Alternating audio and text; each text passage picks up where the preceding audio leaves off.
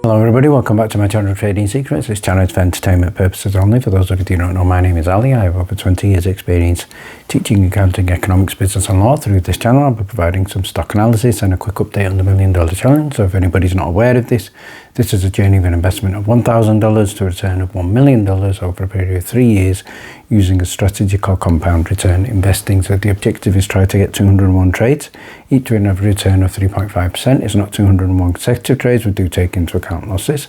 So for further details about how to join us for less than $9 a month, information is available in the description below.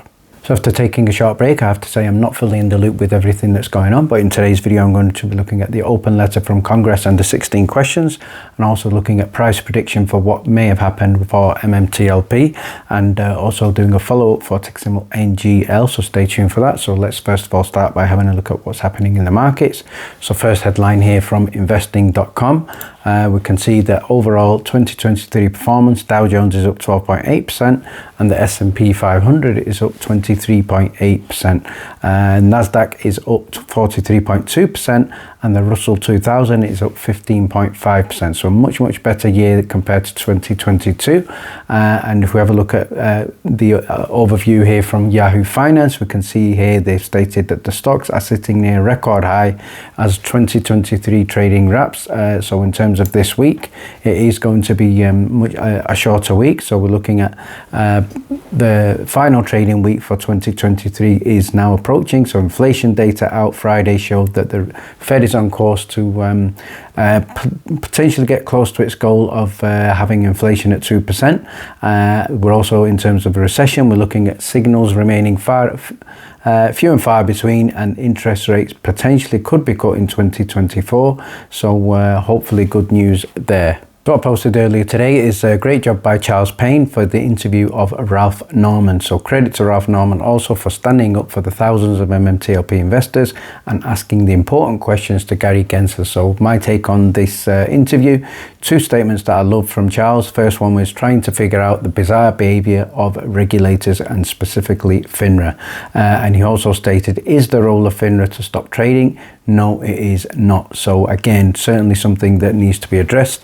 But what Kurt has stated here is to look at the trading line, look at the line of $4,060, and they say we stop.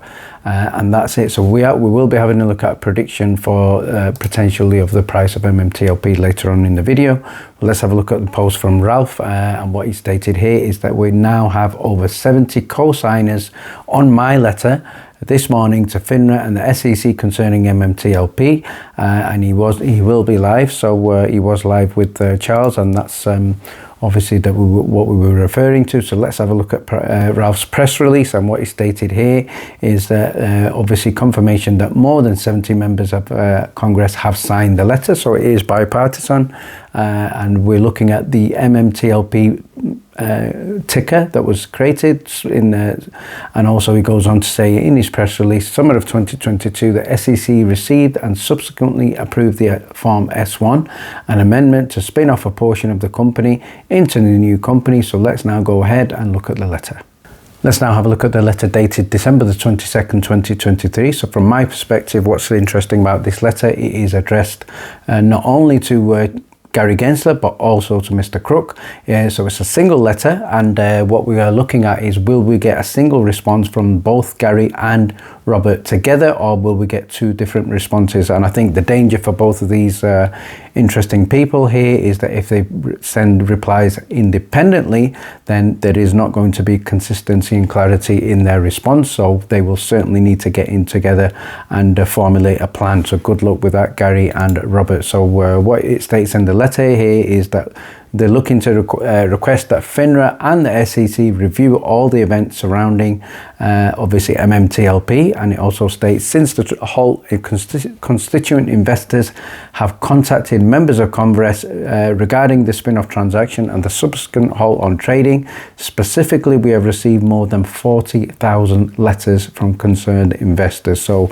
special thanks to the whole community for doing that, and anybody who stated it doesn't make a difference. We are now seeing the fruits of your dedication and efforts that it does make a difference, and we are hopefully getting very, very close. So it goes on to say, please provide a response to the following questions and requests no later than January 31st, 2024. So they have a few weeks, but obviously they're looking to address these questions. So number one, provide a timeline of trading MMTLP on the OTC markets, actions taken by the SEC SROs, which obviously referring to FINRA, issuers, transfer agents, and during that time, looking at when MMTLP was traded. So they're also staying here and confirming that the former CEO of Torchlight Energy stated that MMTLP was never designed to trade. So they must address this point and provide a detailed explanation, because this, in my opinion, is a clear example of fraud by the market makers. And why was this not addressed? So number three, provides relevant statutory authority, jurisdiction, and adherence to established industry standards regarding the U3 halt on December the 9th. So no wishy-washy answers. Use obviously securities legislation, and you cannot basically say, you know, we've got immunity, we do what we like. No, we need detailed, relevant statutory authority. So good luck with that, Gary. Good luck with that, Robert. No wishy-washy answers, remember. Number four, provide the exact date and circumstances surrounding MMTLP, circumstances surrounding the FINRA's determination to implement the U3 halt. So this is a question that I have been asking for a while, and also something that they have not yet addressed. Also include any information regarding the surrounding the SEC or FINRA's knowledge of the share price in any public or non-public exchange before the issuance of the U3 halt. Who knew? What did they know? When did they know? When did you know? What did you know? And let's have the truth. Number five, and please provide the first date and time that FINRA or its agents advised any market participant in any manner that MMTLP would no longer trade on December the 9th. So in other words, why the sudden halt, you know, and why did you, FINRA, suddenly out of the blue suddenly decide this is no longer trading, and when was that decision made? So again, good luck with your answers on number five. Number six, did FINRA issue a blue sheet request for MMTLP? I suggest you have a word with Sam Draddy about that. During the period of October 2021 through December 2022, why or why not? So be careful here, because we have a FOIA request that your answers must match carefully. So just a little bit of advice for you there, Gary. Number seven, how many questions, complaints and inquiries you have received regarding MMTLP? I would suggest that's in the tens of thousands and growing daily. Number eight, provide a statutory or legal justification used by the ULOT, SEC and FINRA to ignore public requests and congressional inquiries regarding MMTLP. Strong question, an important question. Gary, you can no longer ignore us. We are coming for you. Number nine, again, very, very interesting question. I think this is a question that certainly, as far as I remember, that John Bird is excited about. So let's see how Gary and Robert will address this question. And it's obviously looking at the providing a delivery of a certified, audited and consolidated share count that were held by all US foreign financial institutions, together with the clearing firms, brokers, including trades not reported in the consolidated audit trail related to MMTLP on the date 12th of December 2022, include all shareholdings of long and short positions. So if you need any help, contact Sandradi. All shares registered at AST, all shares held in the US broker dealers, all shares held overseas, offshore, that were traded and never settled. So now we're getting closer to uncovering the mess that you have created. We are now getting hopefully closer to the truth, and we may hopefully, if you are honest and truthful, find out the reality and the truth why you issued the U3 halt.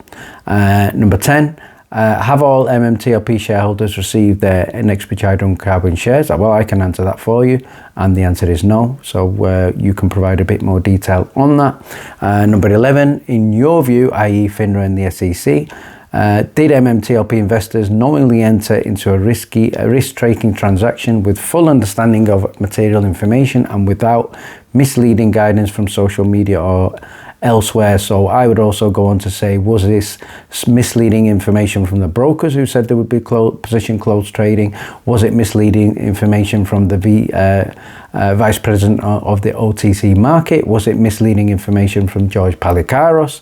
Everything pointed towards no trading halt. So you need to now tell us who misled the investors, and because the investors were following official company guidance and official statements from people in authority. Move on to the final 5 questions. Number 12, in your view, are there any better ways to provide transparency and clarity regarding risk disclosure that could have enhanced market integrity and reduced market disruption? So that's exactly what you did. You destroyed market integrity and you created market disruption.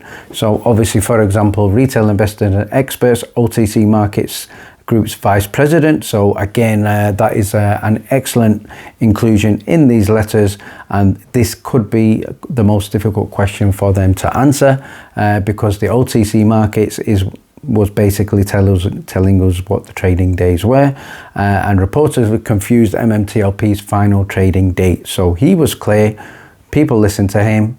What's your position on this? And as such, investors may not have been able to optimize their investment decisions.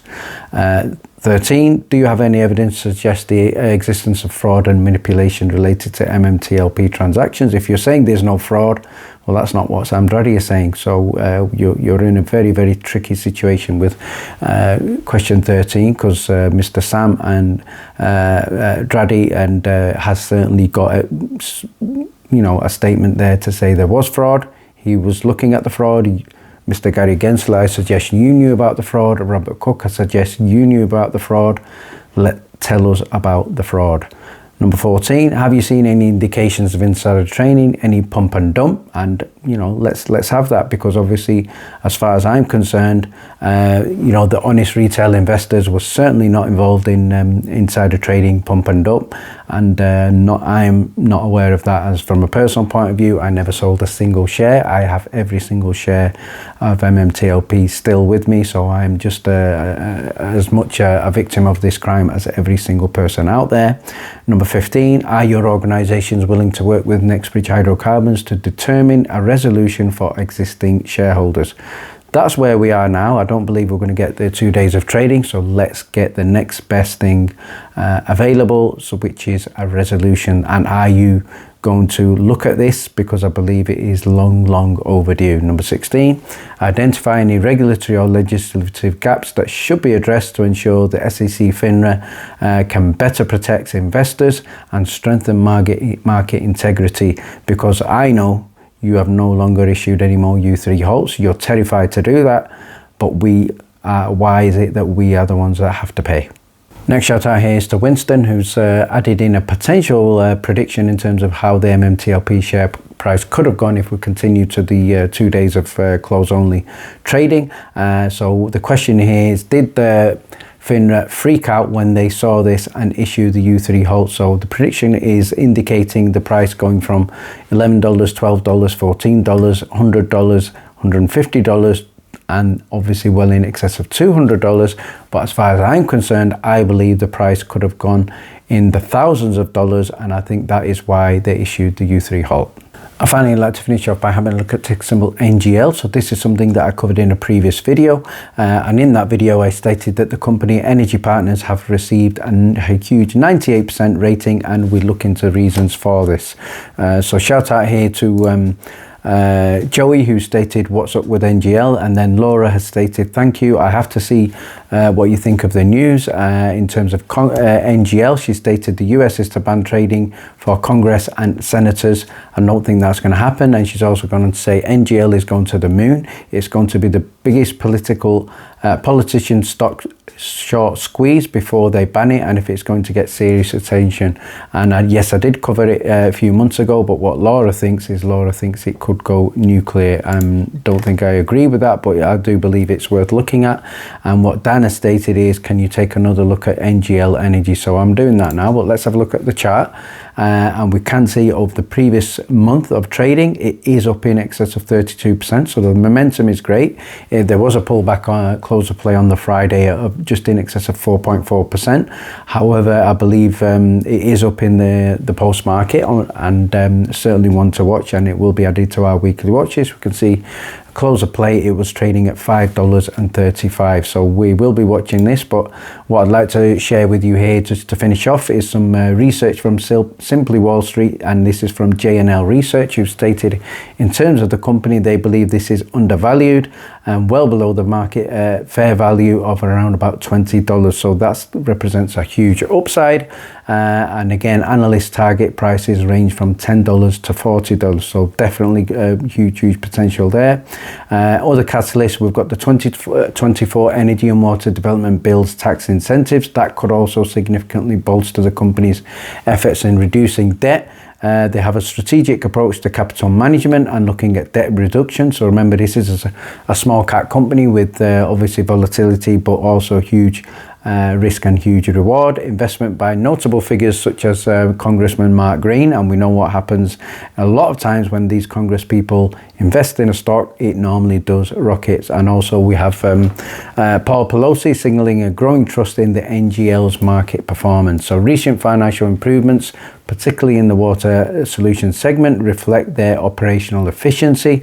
And finally, with these developments, we're looking at obviously the company being well positioned and potentially eventually able to offer a stock dividend. So we're potentially looking at more positive news for NGL, so one that we will look at. So if you would like to get more detail of stocks such as NGL, and also due diligence, as well as information in terms of our weekly watch list, as well as our daily stock alerts, details are in the description below. Thank you very much for watching. Please stay tuned.